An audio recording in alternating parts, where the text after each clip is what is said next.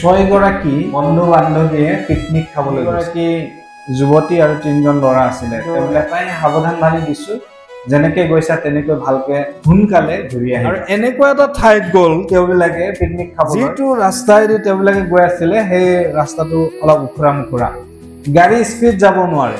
জয় যীশু প্ৰিয় খ্ৰীষ্টীয় বিশ্বাসীসকল, মই দীপক বসুমতাৰী। আশা কৰোঁ সকলোৱে ভালে আছে আৰু ময়ো বৰ্তমান প্ৰভু যীশুৰ আশীৰ্বাদত ভালে আছোঁ। আজি মই বহুত সুখী। মই দুদিন আগতে এটা সৰু ফটো এখন পষ্ট কৰিছিলোঁ যে আপোনালোকৰ পৰা মই প্ৰাৰ্থনাৰ সহায় বিচাৰিছিলোঁ আৰু আপোনালোকে মোৰ বাবে প্ৰাৰ্থনা কৰিল আৰু প্ৰাৰ্থনাৰ যোগেদি মই আজি সুস্থ হৈ গীৰ্জাঘৰৰ ভিতৰত আছোঁ। আৰু আজিৰে পৰা আমাৰ আজি সন্ধিয়াৰ পৰা অহাকালি দিনজোৰা কাৰ্যসূচী আছে, যিহেতু আমাৰ 51তম বাৰ্ষিক সন্মিলন আছে, আমাৰ চাৰিদুৱাৰ বাপ্তিষ্ট খ্ৰীষ্টিয়ান খণ্ড বাৰ্ষিক সহভাগিতা।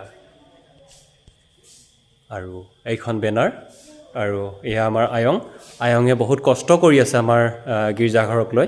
আৰু খন্তেক পিছতেই আমাৰ আজি এই সন্ধিয়াৰ কাৰ্যসূচী আৰম্ভ হ'ব আৰু আমাৰ মাজত আমাৰ অতিথিটো আহি পালেহি।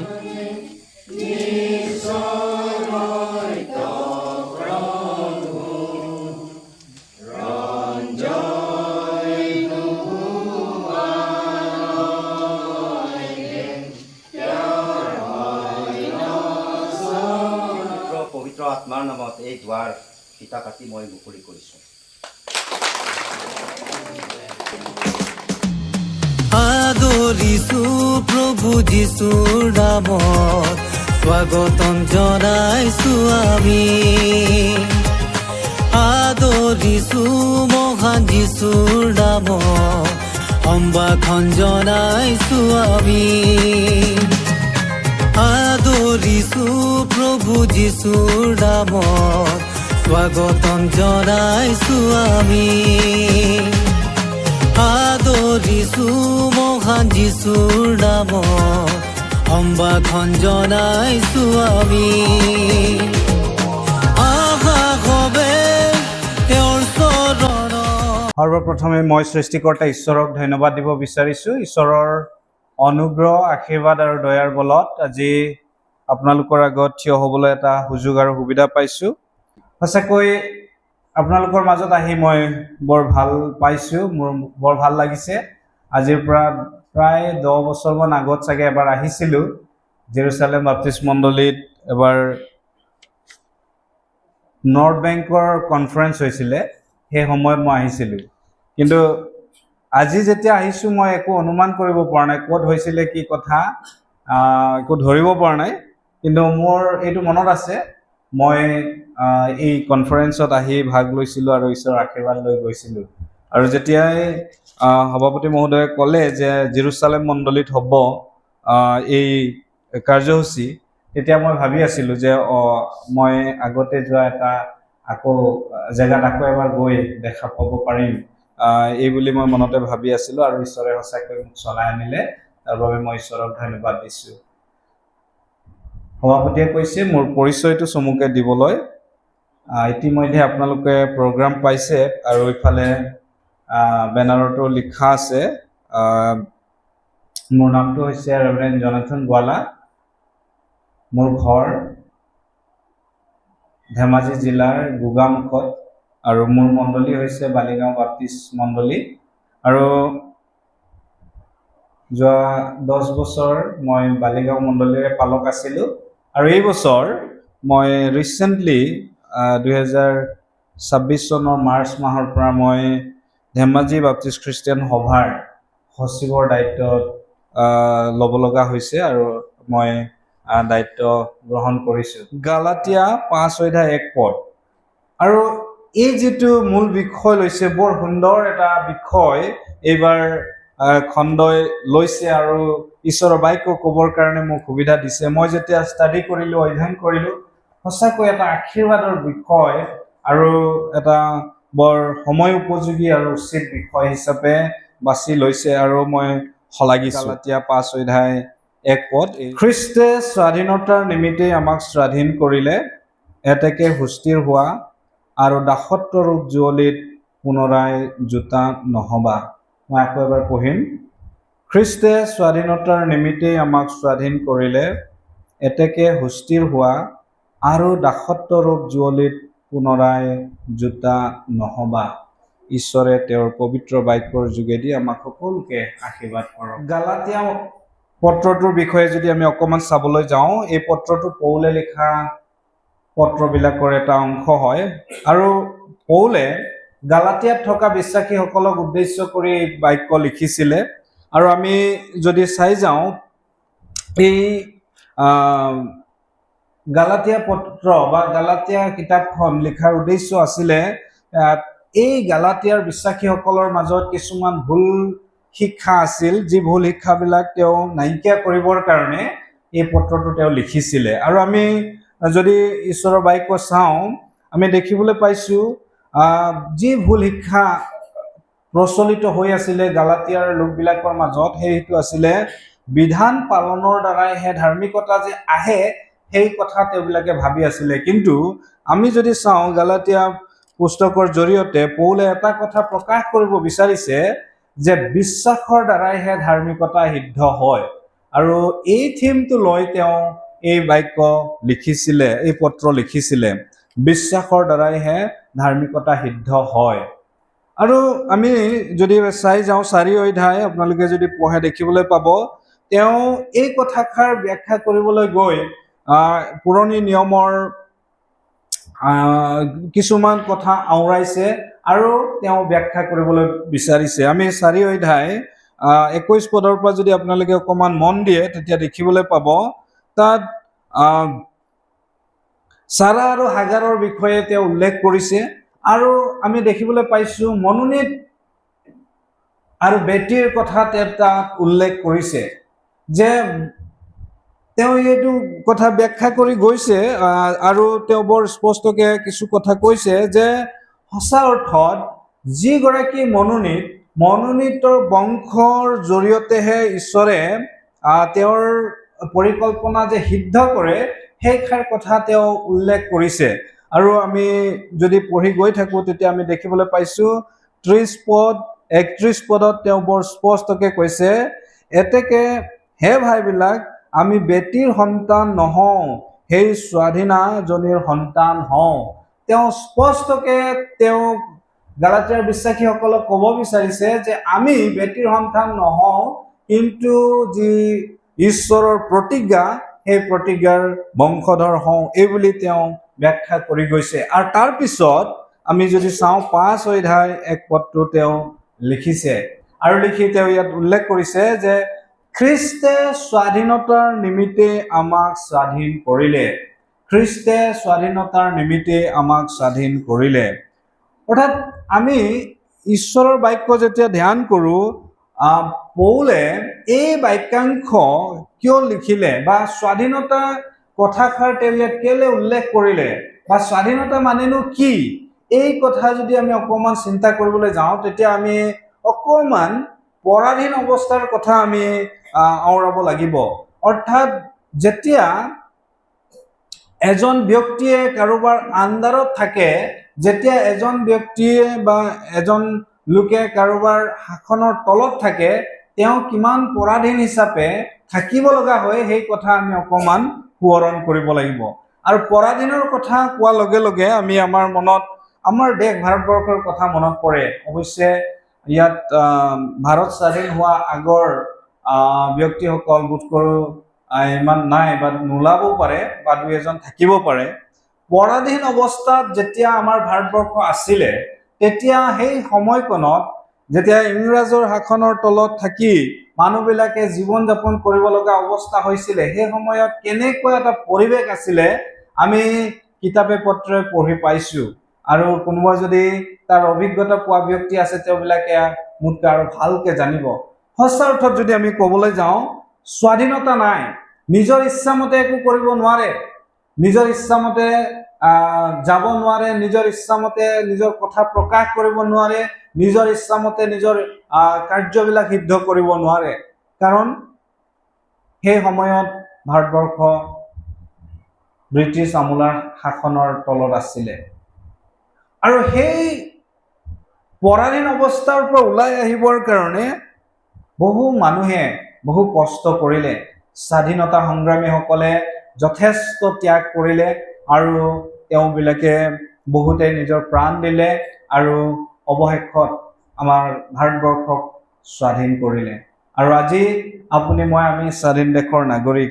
আৰু আজি আপুনি আৰু মই মুক্ত মনে আমি যলৈকে ইচ্ছা তলৈকে যাব পাৰিছোঁ, যি ইচ্ছা তাকে ক'ব পাৰিছোঁ, যি কৰিবলৈ মন তাকে কৰিব পাৰিছোঁ। এই স্বাধীনতা আমাৰ আহিল, অৰ্থাৎ আমি মুক্তভাৱে সকলো কাৰ্য কৰিবলৈ পৰা হৈছোঁ।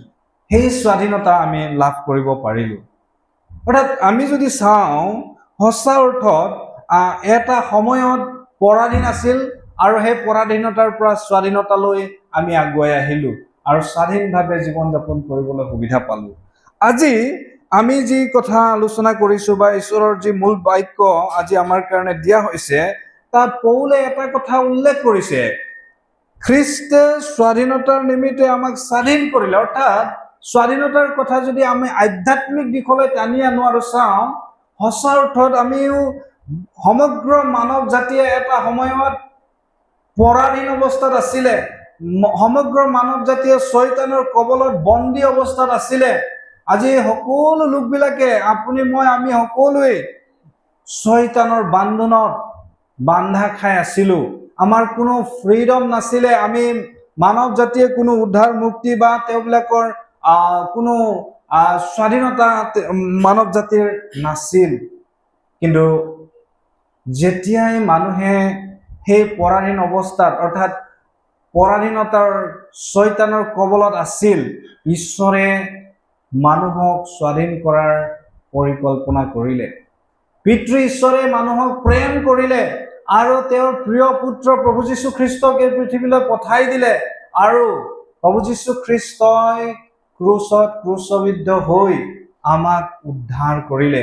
অৰ্থাৎ সমগ্ৰ মানৱ জাতিক স্বাধীনতা দান কৰিলে। ক'ৰ পৰা স্বাধীনতা দিলে? শয়তানৰ বান্ধোনৰ পৰা আপোনাক মোক আমাক উদ্ধাৰ কৰিলে, শয়তানৰ কবলৰ পৰা আপোনাক মোক ৰক্ষা কৰিলে আৰু আমাক সঁচাকৈ আমাক মুক্ত কৰি দিলে।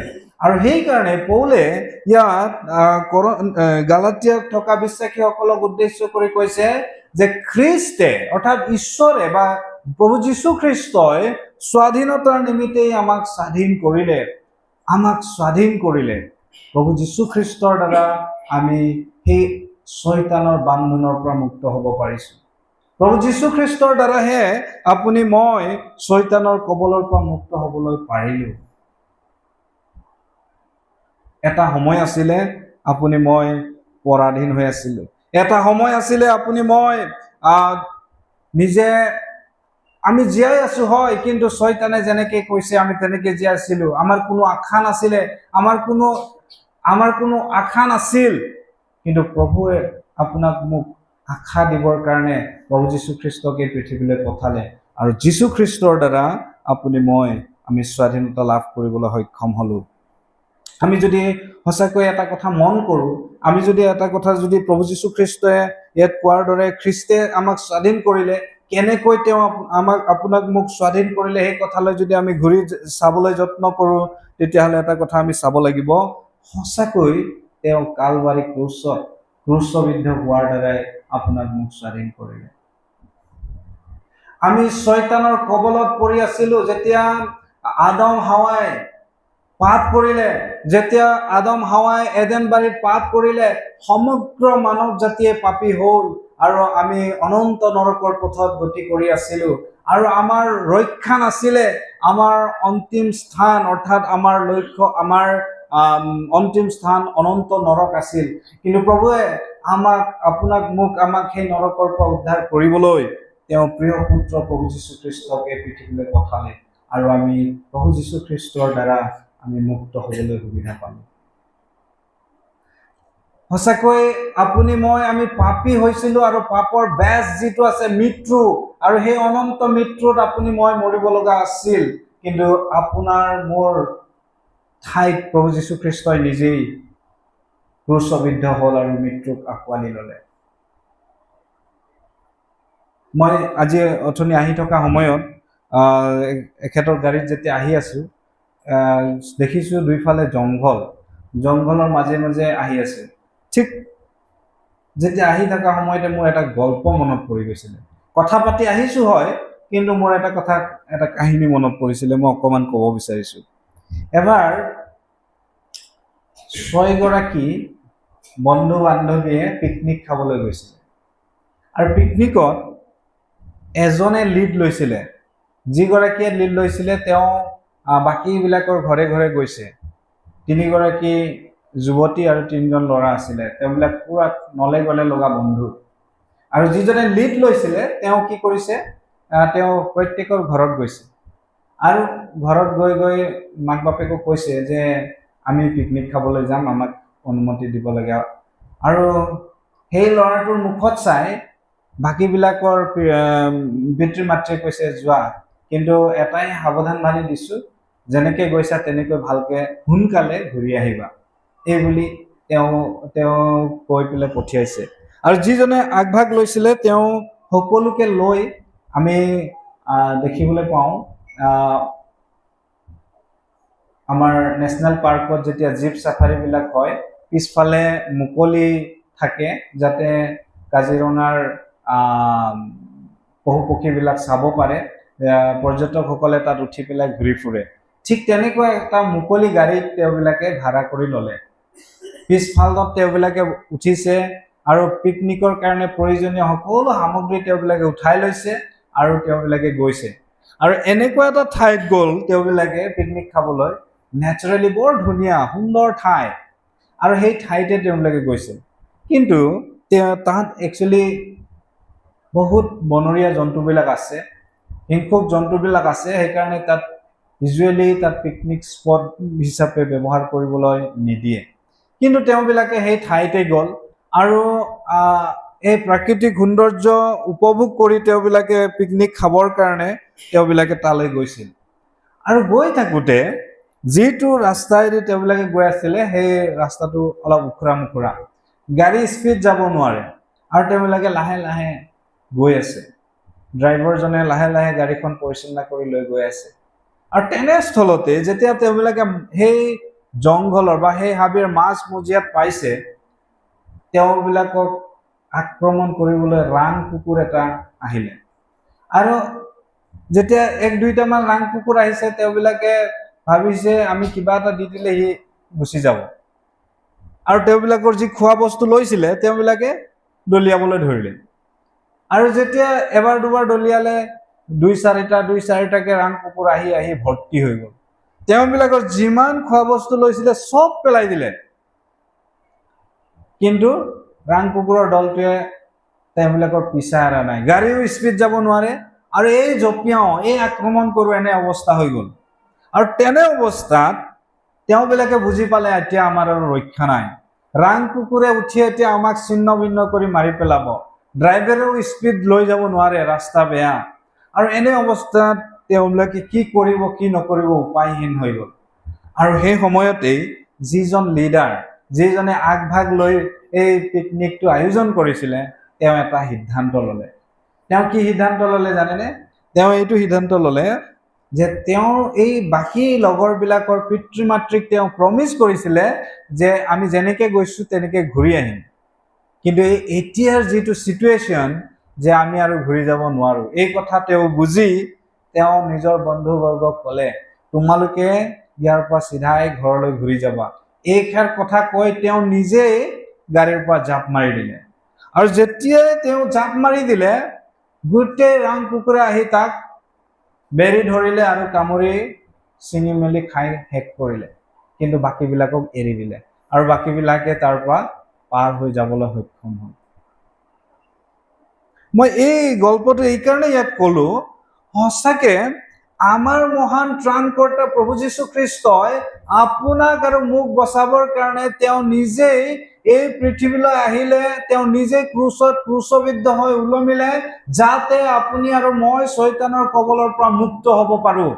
প্ৰভু যীশু খ্ৰীষ্টই তেওঁ আপোনাক মোক শয়তানৰ কবলৰ পৰা, আপোনাক মোক অনন্ত নৰকৰ পৰা যাতে উদ্ধাৰ কৰিব পাৰে তাৰ কাৰণে নিজকে উৎসৰ্গা কৰিলে। আৰু আপোনাক মোক এই জীৱন দান কৰিছে, আপোনাক মোক এই পৰিত্ৰাণ দিছে, আপোনাক মোক অনন্ত স্বৰ্গ ৰাজ্যৰ বাট দেখুৱাই দিছে। আৰু সেই প্ৰভু যীশু খ্ৰীষ্টৰ সেই ত্যাগৰ কাৰণে আজি আপুনি আৰু মই ইয়াত একেলগে একত্ৰিত হ'ব পাৰিছোঁ।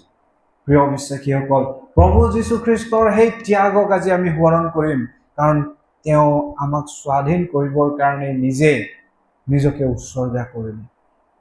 আপোনাক মোক পৰিত্ৰাণ দিবৰ কাৰণে, আপোনাক মোক অনন্ত স্বৰ্গ ৰাজ্যৰ অধিকাৰী কৰিবৰ কাৰণে তেওঁ নিজকে ক্ৰুচত ক্ৰুচবিদ্ধ কৰিলে।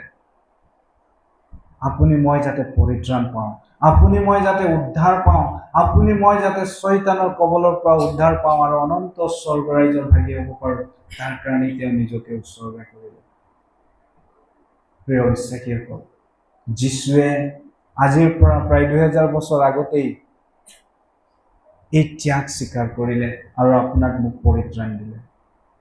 আজি এই সন্ধিয়া বেলা মই এই কথাই ক'ব বিচাৰিছোঁ, আজি যদি এই ঘৰত বা আজি যদি আমাৰ মাজত কোনোবাই এতিয়াও প্ৰভু যীশু খ্ৰীষ্টক নজনাকে প্ৰভু যীশু খ্ৰীষ্টৰ সেই পৰিত্ৰাণৰ যি স্বাধীনতা যি তেওঁ দিছে তাক যদি নোলোৱাকে যদি আমি ইয়াত বহি আছোঁ, তেতিয়াহ'লে আজি একো সময় হয় প্ৰভু যীশু খ্ৰীষ্টই যি স্বাধীনতা আমাক দিছে সেই স্বাধীনতাৰ সোৱাদ ল'বলৈ।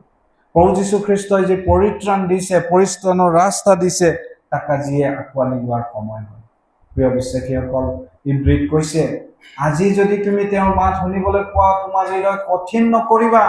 প্ৰভুৰ বাক্যই আজি আপোনাক কৈছে যে সেই স্বাধীনতা প্ৰভুৱে আপোনাক মোক দিছে, যদি আপুনি মই তাক গ্ৰহণ কৰিব বিচাৰোঁ, আজিয়ে সুসময়, আজিয়ে সুসময়। কোনোবাই যদি এতিয়াও যীশুক নিজৰ ত্ৰাণকৰ্তা হিচাপে গ্ৰহণ কৰা নাই, কোনোবাই যদি এতিয়াও প্ৰভু যীশু খ্ৰীষ্টক নিজৰ জীৱন উৎসৰ্গা কৰা নাই, কোনোবাই যদি এতিয়াও সেই স্বাধীনতাৰ সোৱাদ লাভ কৰা নাই, আজি ৰাতিয়েই সুসময়, এতিয়াই সুসময়। আহক আমি নিজকে প্ৰভুৰ হাতত সমৰ্পণ কৰিম আৰু প্ৰভু যীশু খ্ৰীষ্টই দিয়া যি স্বাধীনতা, সেই স্বাধীনতাৰ ভাগি হওঁ। প্ৰভুৰ বাক্যই আমাক কৈছে, তেওঁ আমাক স্বাধীন কৰিলে। প্ৰভুৰ বাক্যই আমাক কৈছে, তেওঁ আমাক স্বাধীন কৰিলে। কিন্তু আমি ক'ত বন্দী হৈ আছিলোঁ যে তেওঁ আমাক স্বাধীন কৰিলে? এই প্ৰশ্ন যদি আমি নিজকে কৰিব বিচাৰোঁ, তেতিয়াহ'লে আমি দেখিবলৈ পাম, হয়, মই অলপ আগত কোৱাৰ নিচিনাকে শয়তানৰ ফান্দত আমি বন্দী হৈ আছিলোঁ, শয়তানৰ কবলত আমি বন্দী হৈ আছিলোঁ, আৰু শয়তানৰ সেই ফান্দৰ পৰা উদ্ধাৰ কৰিবলৈ যীশু খ্ৰীষ্টই এই পৃথিৱীলৈ আহিলে। শয়তানৰ বান্ধোনবিলাক কেনেকুৱা? হয়, শয়তানৰ বান্ধোনবিলাক কেনেকুৱা বুলি যদি আমি প্ৰশ্ন কৰোঁ, শয়তানৰ বান্ধোনবিলাক বৰ সহজ সৰল, বহুত সহজ। জগতৰ দৃষ্টিৰে যদি আমি চাবলৈ যাওঁ, সেইবিলাক একো নাই। জগতৰ দৃষ্টিৰে যেতিয়া আমি চাবলৈ যাওঁ, সেইবিলাক একোৱেই নহয়। কিন্তু আজি আমি বিশ্বাসী হিচাপে আমি অকণমান ধ্যান কৰোঁ, হওক শয়তানৰ বান্ধোনবিলাক কেনেকুৱা। হয়, এটা সময় আছিলে আপুনি মই শয়তানৰ বান্ধোনত আছিলোঁ, অৰ্থাৎ আমি যীশুক নজনা অৱস্থাত আমি বেয়া কাৰ্যবিলাকত লিপ্ত আছিলোঁ, বেয়া বস্তু খাইছিলোঁ, বেয়া কামবিলাক কৰিছিলোঁ, বেয়া অভ্যাসবিলাক আমাৰ আছিলে, আৰু সেইবিলাকে হৈছে শয়তানৰ বান্ধোন। সেইবিলাকত আমি বন্দী হৈ আছিলোঁ, সেইবিলাকত আমি বন্দী হৈ আছিলোঁ। আৰু তাৰ পৰাই প্ৰভু যীশু খ্ৰীষ্টই আপোনাক মুক্ত কৰি আনিছে, তাৰ পৰাই প্ৰভু যীশু খ্ৰীষ্টই আপোনাক মুক্ত কৰি আনিছে। আজি অলপ আগতে আমাৰ প্ৰেছিডেণ্টে প্ৰাৰ্থনা অনুৰোধ কৰি আছিলে, আৰু মই যেতিয়া আবেলি আহি তেওঁৰ ঘৰত কথা পাতি আছিলোঁ, বহুত কথা আমি এনেকুৱা কিছুমান কথাও আমি আলোচনা কৰিছিলোঁ। মণ্ডলীবিলাকত সঁচাকৈ বহু ধৰণৰ লোক আছে।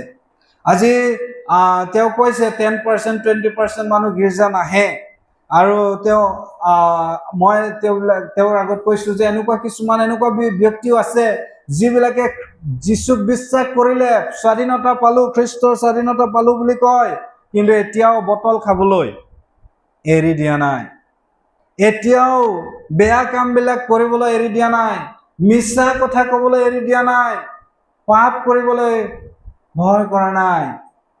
যিসকল লোকে এতিয়াও সেইবিলাকত আছে, তেওঁবিলাকৰ এতিয়াও সেই বান্ধোন ছিঙি যোৱা নাই।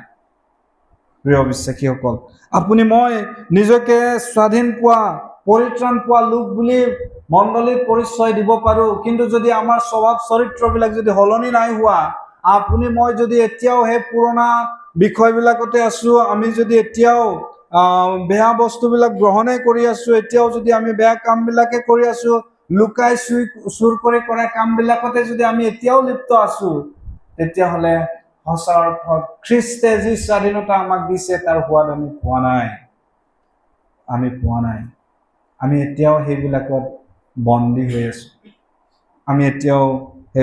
বন্দী হৈ আছোঁ। আজিও বহু বিশ্বাসী আছে এনেকুৱা বিষয়বিলাক এৰি আহিব পৰা নাই।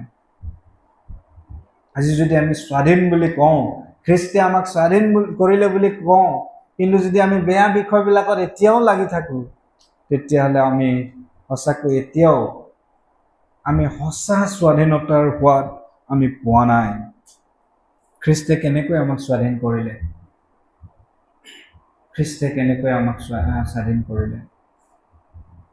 খ্ৰীষ্টে তেওঁৰ নিজৰ তেজ দি আমাক স্বাধীন কৰিলে।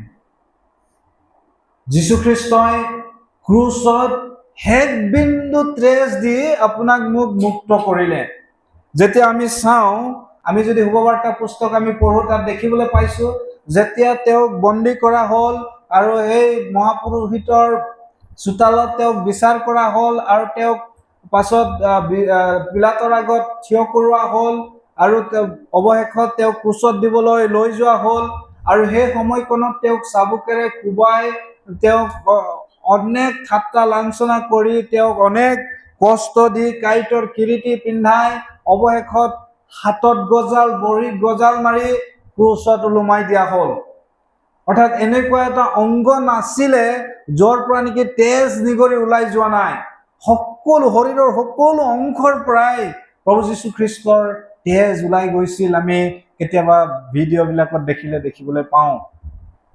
সঁচাকৈ অনেক কষ্ট তেওঁ স্বীকাৰ কৰিলে আৰু শেষ বিন্দু তেজ তেওঁ আমাৰ কাৰণে দিলে, আৰু মানুহক স্বাধীনতা দান কৰিবৰ কাৰণে তেওঁ এই তেজ দিলে।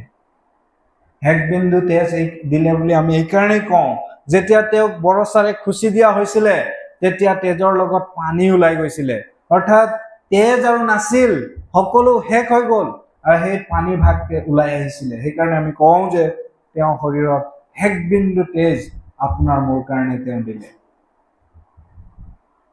শেষ বিন্দু তেজ তেওঁ আপোনাক মোক দিলে আৰু আপোনাক মোক স্বাধীন কৰিলে। কিন্তু আজি মোৰ প্ৰশ্ন এটা, প্ৰভু যীশুখ্ৰীষ্টই আপোনাৰ কাৰণে সৰ্বোচ্চ দিলে, আৰু আপুনি আৰু মই তেওঁৰ কাৰণে আজি কি দিছোঁ? আজি আমি কিবা দিছোঁনে? আমি কিবা দিবলৈ আগ্ৰহী নে? আমি কিমান দিছোঁ আৰু কি দিছোঁ? যেতিয়া দশম ভাগৰ কথা পালকে কয়, কেতিয়াবা আমাৰ ইৰিটেট হয়, মানে আমি খং উঠি যাওঁ। যেতিয়া দানৰ কথা আমাক কয়, তেতিয়া আমি বেয়া পাওঁ। যেতিয়া সভা পৰিচালনা কৰিবলৈ, মণ্ডলী পৰিচালনা কৰিবলৈ কিবা কিবি দান তোলা হয়, আমি বেয়া পাওঁ। অৰ্থাৎ আন কথাত ক'বলৈ গ'লে আমি প্ৰভুৰ নামত দিবলৈ আমি বেয়া পাওঁ। কিন্তু প্ৰভু যীশুখ্ৰীষ্টই আপোনাৰ মোৰ কাৰণে সৰ্বোচ্চ দিলে, কিন্তু আমি ঈশ্বৰৰ ৰাজ্যৰ কাৰণে আমি দিবলৈ বেয়া পাওঁ আৰু দিয়া নাই। আজি আবেলি পৰত আমি যেতিয়া কথা পাতি আছিলোঁ, প্ৰেচিডেণ্টে মোক কৈছে যে সঁচাকৈ বহু মানুহে ফেইথফুলি দশম ভাগ নিদিয়ে। আমাৰ তাতো একেই। প্ৰিয় বিশ্বাসীসকল, প্ৰভু যীশুখ্ৰীষ্টই আমাক কৈছে দশম ভাগ তেওঁৰ গঁৰাললৈ আনিবলৈ, তেওঁৰ ভঁৰাললৈ আনিবৰ কাৰণে তেওঁ আজ্ঞা দিছে, আৰু প্ৰভুৱে আমাক এই বাক্য দিছে। আৰু নতুন নিয়মত যদি আমি চাওঁ, তাতোতকৈ বেছি আমাক দিবলৈ কৈছে, কিন্তু আমি দিবলৈ বেয়া পাওঁ। যীশুখ্ৰীষ্টই আপোনাক মোক বচাবলৈ সৰ্বোচ্চ তেজ দিলে, সকলো কষ্ট স্বীকাৰ কৰিলে, কিন্তু তেওঁৰ কাৰণে আমি দিবলৈ ইমান বেয়া পাওঁ। এই সকলো যি আছে, সকলো তেওঁৰ দিয়া আশীৰ্বাদ, তেওঁৰ দিয়াৰ কাৰণে আমি পাইছোঁ, তেওঁৰ দিয়াৰ কাৰণে আমি চলিছোঁ, তেওঁ দিয়াৰ কাৰণে আমি খাইছোঁ, তেওঁ দিয়াৰ কাৰণে আমি পিন্ধিছোঁ, কিন্তু তেওঁক দিবলৈ আমি কুণ্ঠাবোধ কৰোঁ, তেওঁক দিবলৈ আমি পিছ হুহুকি যাওঁ। প্ৰিয় বিশ্বাসীসকল, প্ৰভু যীশুখ্ৰীষ্টই আপোনাৰ মোৰ কাৰণে তেজ দিলে আৰু আমাক স্বাধীন কৰিলে। আহকচোন আমি এবাৰ প্ৰশ্ন কৰি চাওঁ, মই আজি তেওঁৰ কাৰণে কি দিছোঁ? প্ৰভু যীশুখ্ৰীষ্টই নিজকে সৰু কৰিলে আৰু আমাক উদ্ধাৰ কৰিলে। প্ৰভু যীশুখ্ৰীষ্টই নিজকে সৰু কৰিলে আৰু আমাক স্বাধীন কৰিলে। তেওঁ স্বয়ং ঈশ্বৰ হৈ তেওঁ দাসৰ ৰূপ ধাৰণ কৰিলে আৰু নিজকে শূন্য কৰিলে আৰু আপোনাক মোক ৰক্ষা কৰিলে। আজি এই কথা ক'বলৈ গ'লে সঁচাকৈ কেতিয়াবা দুখ লাগে।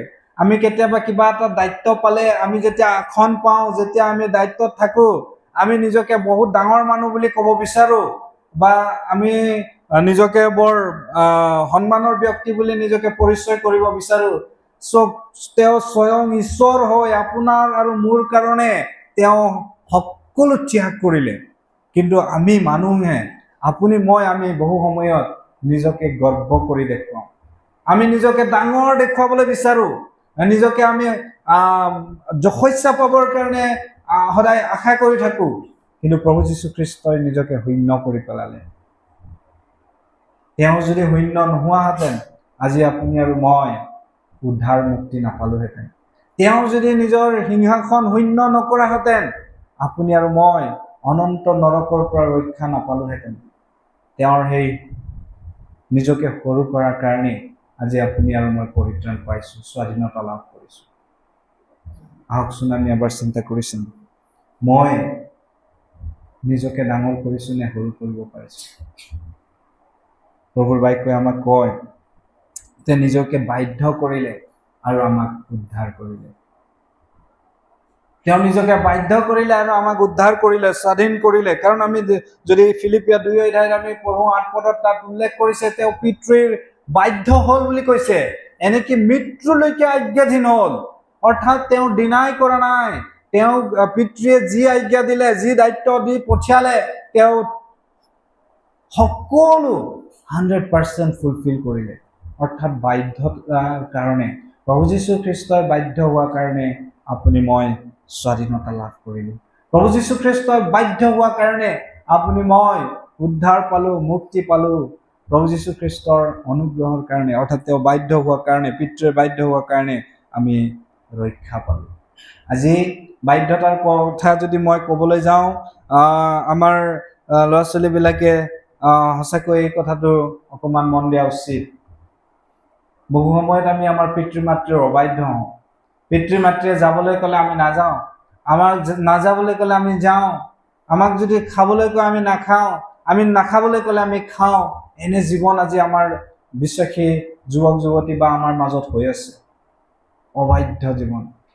কিন্তু প্ৰভু যীশুখ্ৰীষ্টই পিতৃৰ বাধ্য হ'ল আৰু তেওঁ বাধ্য হোৱাৰ কাৰণে আজি আপুনি মই উদ্ধাৰ পাইছোঁ।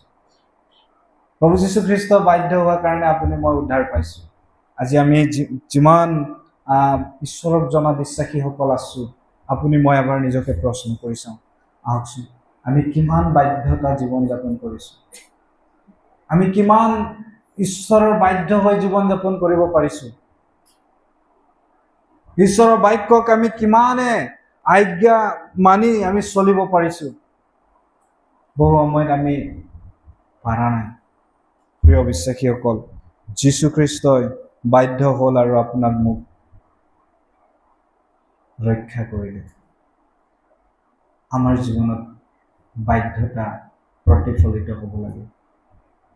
যদি আমিও ঈশ্বৰৰ অনুগ্ৰহ, ঈশ্বৰৰ আশীৰ্বাদ যদি আমাৰ জীৱনত পাব বিচাৰোঁ, তেতিয়াহ'লে বাধ্যতা আমাৰ জীৱনত থাকিব লাগিব। প্ৰিয় বিশ্বাসীসকল, এটা সময় আছিলে, আমাৰ আশা নাছিলে।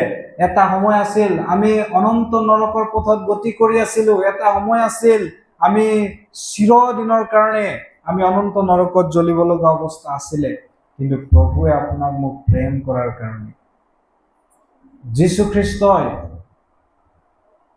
পিতৃৰ বাধ্য হোৱাৰ কাৰণে, নিজকে শূন্য কৰাৰ কাৰণে, নিজকে সৰু কৰাৰ কাৰণে আপুনি মই স্বাধীনতা লাভ কৰিলোঁ আৰু আজি আমি ৰক্ষা পাইছোঁ। কিন্তু সেই স্বাধীনতাৰ সোৱাদ আমি কিমানে বজাই ৰাখিব পাৰিছোঁ? সেই ল'ৰাটোৰ কথা আমি অকণমান মন দিম, যি ল'ৰাটোৱে নিজৰ বন্ধুসকলক প্ৰতিজ্ঞা কৰিছিলে পিতৃ মাতৃক, বন্ধুসকলৰ পিতৃ মাতৃক, যে যেনেকৈ মোৰ বন্ধুবিলাকক লৈ গৈছোঁ মই তেনেকৈ লৈ আহিম। কিন্তু দেখিলে এটা অৱস্থাত যে মোৰ সেই প্ৰতিজ্ঞা নাথাকে আৰু হিংসক জন্তুৱে এতিয়া আমাক মাৰি শেষ কৰি দিব। গতিকে এটাই উপায় আছে, মোৰ প্ৰতিজ্ঞা ৰাখিবলৈ হ'লে মই জঁপিয়াই দিব লাগিব। আৰু তেওঁ জঁপিয়াই দিলে। আৰু তেওঁ জঁপিয়াই দিয়াৰ কাৰণে তেওঁৰ বন্ধুবিলাকে ৰক্ষা পৰিলে আৰু তেওঁৰ প্ৰতিজ্ঞা থাকিলে। আজি আমাৰ জীৱনতো সঁচাকৈ আমাৰ সৃষ্টিকৰ্তা ঈশ্বৰে আপোনাক মোক প্ৰেম কৰিলে, আপোনাক মোক উদ্ধাৰ কৰিবৰ কাৰণে, আপোনাক মোক অনন্ত নৰকত জ্বলাটো তেওঁ নিবিচাৰিলে, আৰু সেইকাৰণে তেওঁ প্ৰিয় পুত্ৰ প্ৰভু যীশুখ্ৰীষ্টক পঠাই আপোনাক মোক স্বাধীনতা দিলে আৰু আমাক ৰক্ষা কৰিলে। যদি সেই স্বাধীনতা আমি ধৰি ৰাখিব পাৰিছোঁ, সেই স্বাধীনতা যদি সোৱাদ আমি পাইছোঁ, তেতিয়াহ'লে আপুনি মই এই জগতত জীয়াই থকা সময়ছোৱাত শয়তানৰ যি বান্ধোন, সেই বান্ধোনবিলাকৰ পৰা মুক্ত হৈ আমি প্ৰভু যীশুখ্ৰীষ্টই যেনেকৈ নিজকে সৰু কৰি, নম্ৰ কৰি, নিজকে শূন্য কৰি আমাক উদ্ধাৰ কৰিলে, ঠিক তেনেকৈ আপুনি মই আমি নিজকে সৰু কৰি, নম্ৰ কৰি আমি আগবাঢ়ি যোৱাটো প্ৰভুৱে বিচাৰে।